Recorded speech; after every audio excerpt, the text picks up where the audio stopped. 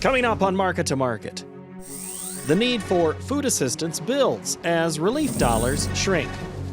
The EPA misses a deadline on biofuels.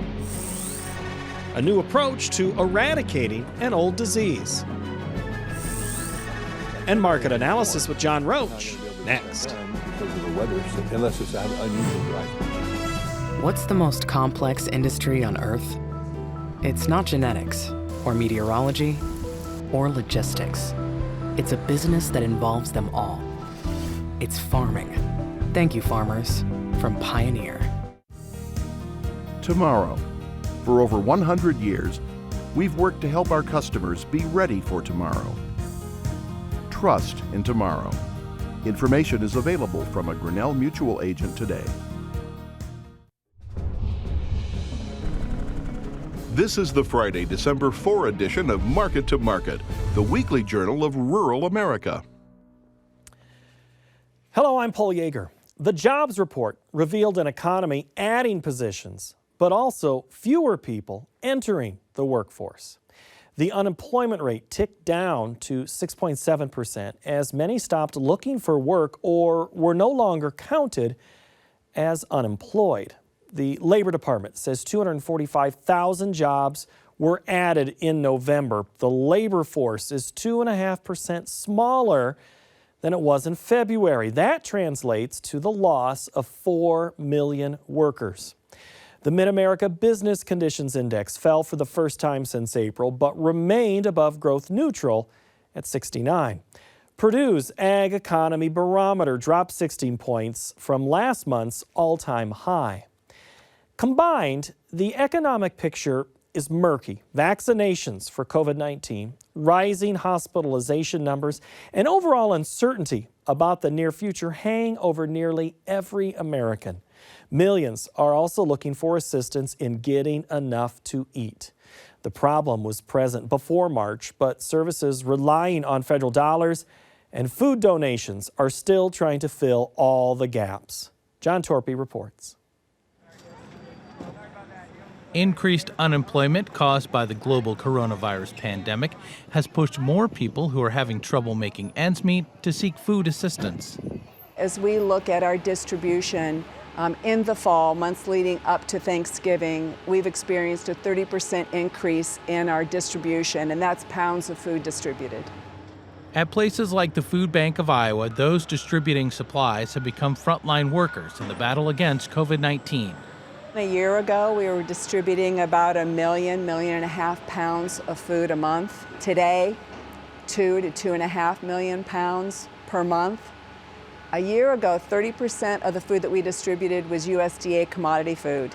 Today, it's a bigger number of pounds distributed, and 60% of that is USDA commodity food. Book relies on a number of USDA programs to help fill empty cupboards in the Hawkeye State. But she is well aware the funding may dry up at the end of December. I am worried about change in administration and what will happen with our USDA food supply chain. The CARES Act was unusually successful, but that money's gone now, and there are more people living in poverty, more people that are poor right now. According to officials at the West Texas Food Bank, the number of people requesting food assistance in the western part of the Lone Star State is double what it was at this time last year. And it's where we've been since. We've been hanging at about 1.2 to 1.3 million pounds of food a month. Just like her counterpart in Iowa, Campbell has come to rely on USDA programs like the Emergency Food Assistance Program, or TFAP, to fill the gap.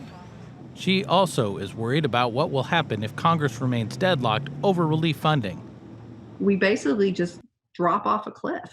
I mean, we go back to normal kind of farm bill levels for TFAP and bonus and entitlement, but trade and CARES and farmers to family commodities all go away.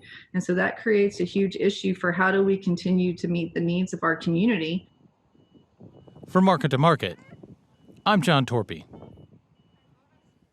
Net farm income for 2020 is forecast to jump 43% over last year and hit a 7-year high.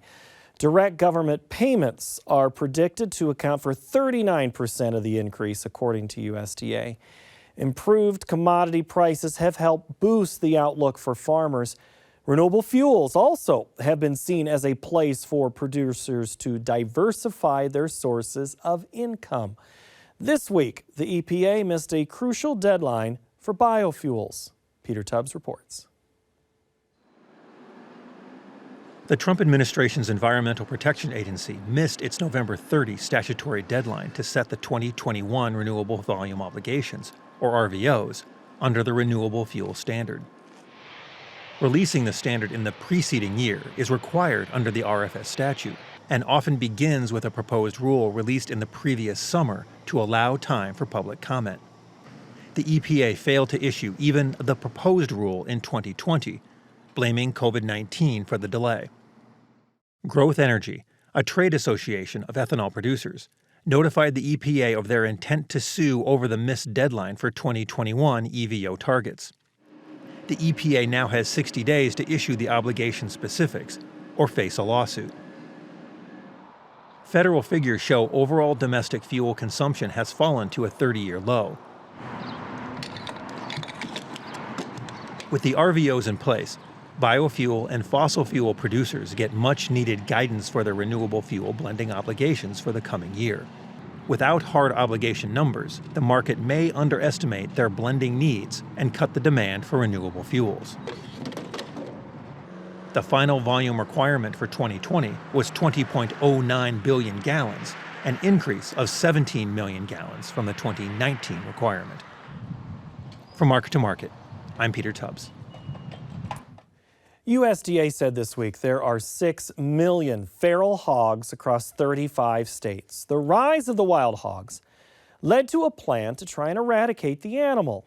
The hogs are also responsible for spreading a disease once thought had been eradicated from domestic livestock.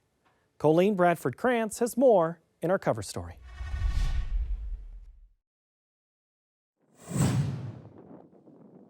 The near eradication of brucellosis, a costly bacterial disease that affected a large number of U.S. cattle herds in the early part of the last century, is one of the nation's major livestock and public health triumphs. It was very prevalent in 1934 when our brucellosis program began. They figure maybe 50% of the herds were infected. The program began. They started testing for the disease, removing those animals that were infected. By 1957, they reckoned about 13% of the herds were infected in the United States, like 234,000 herds. And then in the early 40s, they developed the vaccine. In 2008, for the first time, there were no infected herds in the United States. Experts worry, however, that infected wildlife, particularly elk and bison in the Yellowstone National Park area, are slowly reversing some of that progress in cattle. The disease can cause cows to abort their calves and have milk production fall off dramatically. There's additional concern that another strain of Brucella bacteria that particularly affects hogs is being spread by wild boar in the southern United States. Now, since 2008, of course, we've had a number of herds that have been infected, but they've been infected by wildlife. Back in the 30s, it was people buying cattle that were infected, and those cattle infected their cattle. That's all gone, but now it's wildlife coming into farmyards and ranches and aborting and passing the disease to cattle. Dr. Clark, one of USDA Veterinary Services' top experts on brucellosis, says livestock will sniff or lick the aborted materials and easily become infected with the resilient bacteria.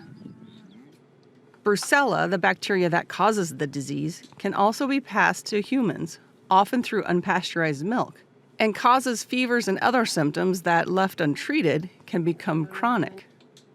With Brucella, which cost the livestock industry about $400 million annually in the mid-1900s, now nearly eliminated from U.S. pastures and feedlots, human infections have also fallen.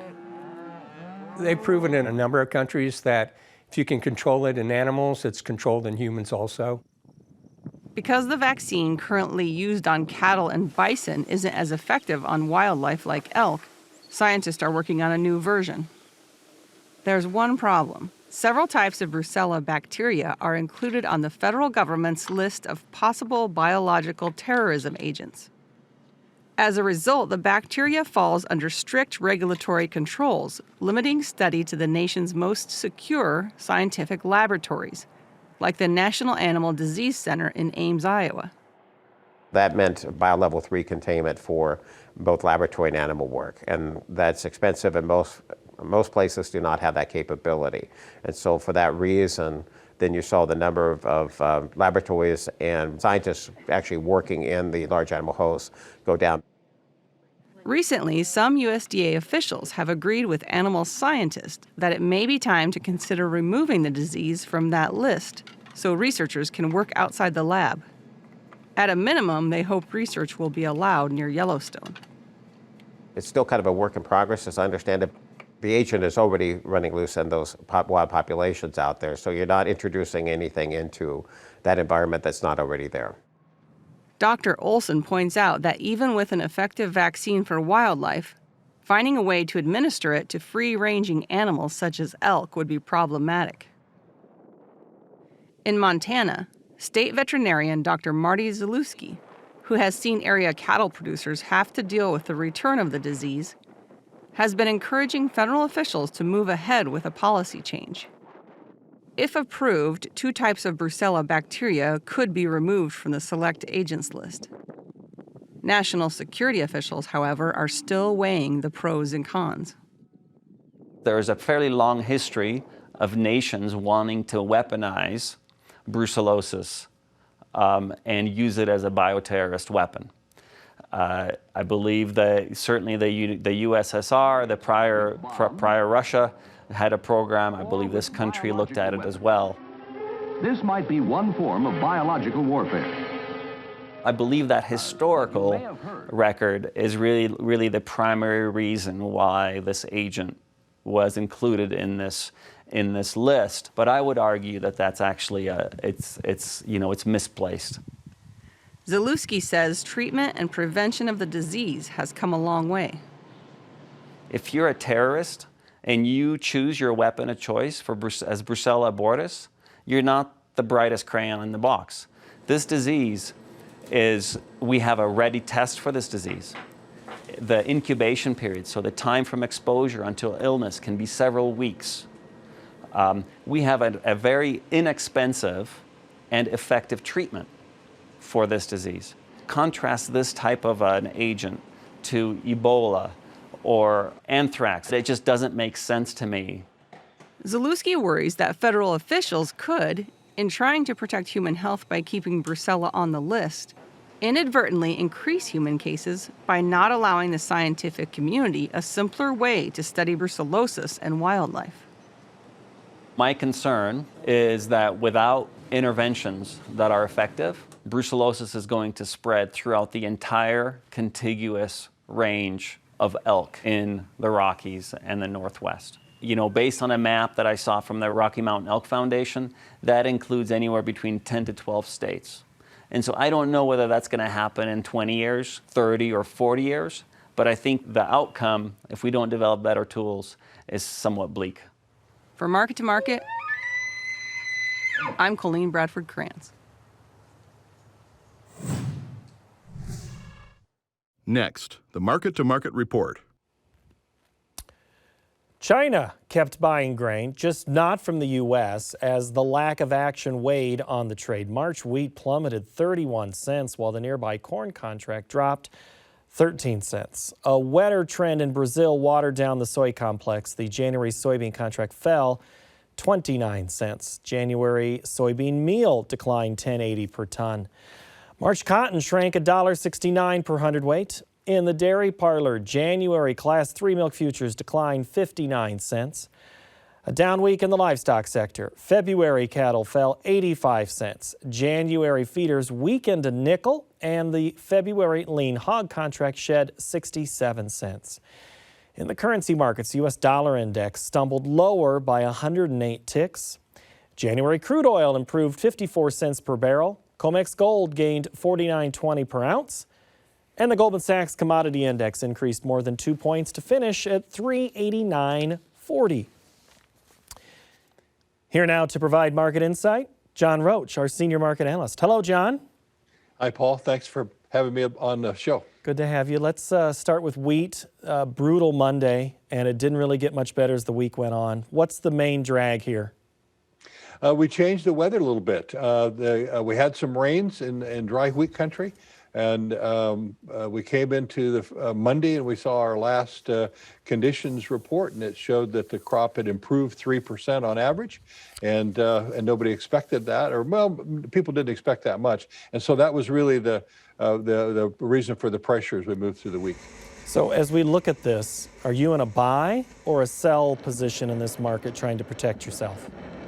The market gave us some good peaks. We had wheat prices up over $6 in Chicago. We had sell signals, and now since then the market has declined. We actually are in a buy signal on wheat right now in Chicago wheat, but we're a little cautious about making purchases. These are high prices relative to what the USDA expects for an average price, and so we're just a little cautious. We'd like to buy slowly here on this sell-off. If you need to pull that trigger. If you need to. Yeah, That's okay, right. I got you. All right, let's move to corn. That one is a weather market too. In South America though, it's Brazil getting rain, and all of a sudden, the old saying, rain makes grain. Well, we came in this week with a better rainfall there than was expected over the weekend, and then a forecast for more rain out forward. In fact, this next 2 weeks will be about the wettest period that they've had in Brazil. They need the rain. They've been dry, but so far their crops have been able to hold together pretty good. Remember, corn, 70% of the crop is actually a second crop, and so it might be just a little bit later because the early plantings didn't go in quite as early as normal because of dry conditions. But the market really needs to have a big crop down in Brazil, and so that rain's very important. So there was a technical move this week in a couple of these commodity markets. Is that what happened in corn, where it reversed a little lower but held to a certain point? Does that give you optimism about the future of corn, or? I think we have plenty of people who want to buy corn. The market got away this year from users. It moved up much quicker than people thought that it would. Farmers sold into it maybe heavier than they really had anticipated with the higher market. So we have farmers who want to buy inventory back, and we have users who want to buy inventory. But the people who brought the corn market up, which are the spec funds, the professional traders, they have quit buying crops. And in fact they haven't added to their net long position across the crop market in 30 days. They've been selling during the last 30 days. And we just received the report this week. They took off 50,000 contracts this week alone. They've liquidated 100,000 contracts since their peak. And selling in soybeans was heavy, and also in wheat. So the people who took prices higher, the spec funds, have quit buying. We also saw this week in soybeans, we saw the very disappointing export sales as well. Okay. With the slowdown in Chinese buying. Sorry to interrupt you, but I want to get to soybeans, and I want to start with a question. This is a little different than normal. This one is from a veteran farmer, 50 years of doing this, and he's seen some history maybe coming up. Glenn in St. Francisville, Illinois asks you, John, given the demand for soybeans, it looks like the pipeline will be almost empty before the start of harvest next fall. If we are looking at a short crop in 21, what are the chances of an embargo? Oh, I didn't expect that question at the end, the embargo. I really don't know. This election looks to me like a Tom Clancy novel. I don't know how it's going to, what the final chapter will be on the election, and so embargo is even one further step beyond that.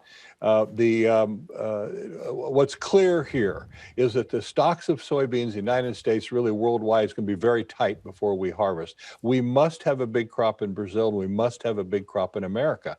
And so during that period of time, we could certainly have some exciting markets if the weather doesn't cooperate. But embargo question, I don't know. That I'll let you think about that one. How about that? Maybe we'll revisit that one in plus. But This week, Joe Biden told the New York Times, he said, phase one, I'm going to keep it as the president. Does that do anything for the soybean market? For if he's saying we're going to stick with phase one? I think it helps. I mean, the Chinese have committed to purchase more crops, and but they need more crops. So these are purchases that they want to make, I believe. And so whether there's a phase one or not a phase one, I'm not sure whether that's the important part. I think they want to buy the soybeans, and I think it makes sense for them to continue. All right, I need to move to livestock because we've got some food situations developing. We've seen the cattle market greatly impacted. We're at a holiday period where the packer is already getting ready for a lot of food, but as we saw earlier in the show, it's a problem for some people to be able to purchase. They're going for cheaper cuts. Is that what's playing on this cattle market, or is there something else? Well, I think we have a couple of different things. First of all, we have really good weather. We've had cattle closeouts with real efficient gains, and so we're putting more tonnage into the marketplace because of that better weather. We're also having a I don't want to call it slow down, but packing plants have some capacity limitations because of the distancing and social distancing and so forth. And so we are having a little bit of a sluggish demand side of it with ample supplies. Remember, we're just going through another round of COVID lockdowns too, so that's throwing a little curve on the demand side. Well, and then you have on the feeder situation, we talked about the input costs. That has really been hurting that producer. Are you expanding a lot right now? But let's not answer that. That's a pretty obvious question. But let's just say you have a position, if you've got some animals right now. Are you pushing them through early, or are you holding on to them and letting them get a little fatter? Well, no, you have to push them through. I mean, with these kind of cost of gains, you can't wait and put the gain on slowly. And there's not a lot of grass in some of the areas where sometimes we would put it on with grass. So it just kind of depends on the location. I think there's a certain amount of caution on the part of people because of the situation we're in with COVID. And I think there's caution because there's a lot of equity was lost this year.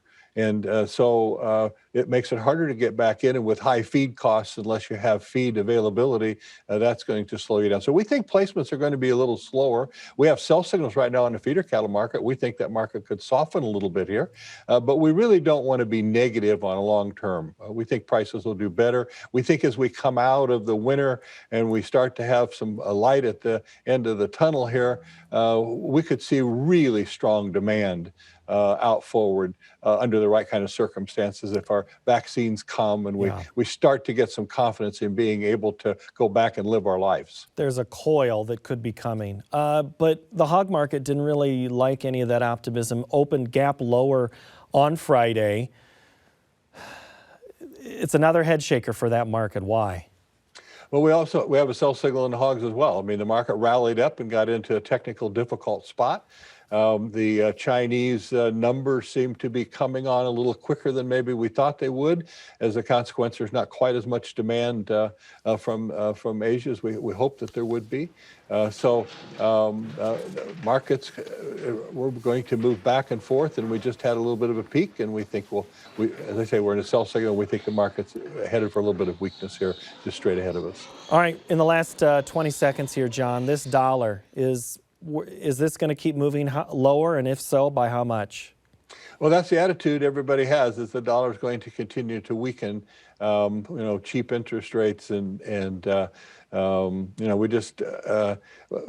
we haven't figured out how we're going to get out of this economic situation that we're in right now. And people around the world, it seems like confidence is just really shaken about what lies ahead, and yet the future looks a lot brighter. It's just that we can't get from this tough spot here into that future quite yet. All right, John, on this cotton market, we've been kind of stuck in a range, but on the week though, we're down. Are we still going to stay in that range, or what's keeping us there? We've been in a relatively narrow range since October. And on the close on Friday, we were down, but it closed right at the average price for the past 20 days. So the market's just really kind of in the middle and waiting to see what the next fundamental change is.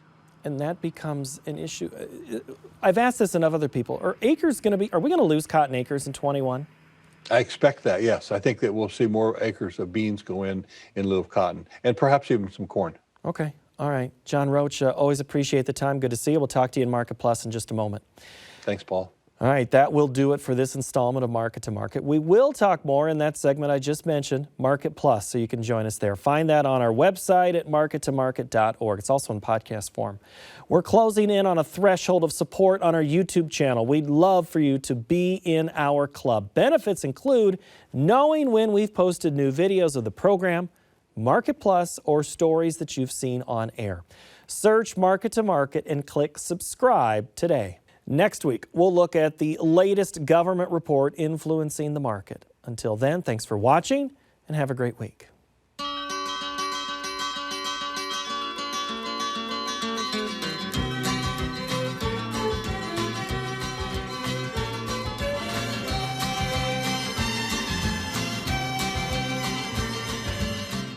Market to Market is a production of Iowa PBS, which is solely responsible for its content. What's the most complex industry on Earth? It's not genetics, or meteorology, or logistics. It's a business that involves them all. It's farming. Thank you, farmers, from Pioneer. Tomorrow. For over 100 years, we've worked to help our customers be ready for tomorrow. Trust in tomorrow. Information is available from a Grinnell Mutual agent today.